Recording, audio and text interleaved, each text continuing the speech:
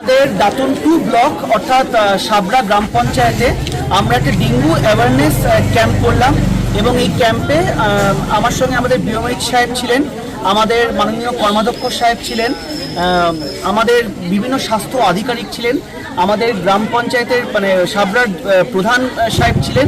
আমরা সবাই এখানে ডেঙ্গু নিয়ে এই সচেতন বার্তা সবার মধ্যে আমরা ছড়ালাম। আমাদের সর্বস্তরের মানুষদের আমরা সচেতন করার প্রয়াস করেছি। সেখানে আমাদের জেনারেল অ্যাডমিনিস্ট্রেশন, আমাদের পঞ্চায়েত অ্যাডমিনিস্ট্রেশন, তার সঙ্গে কিছু এসএইচজি গ্রুপ, তার সঙ্গে আমাদের আশাকর্মী, আমাদের এএনএম, সিএইচও সবাই ছিলেন, সঙ্গে আমাদের গ্রামীণ চিকিৎসক যারা রয়েছেন তারা প্রত্যেকেই ছিলেন।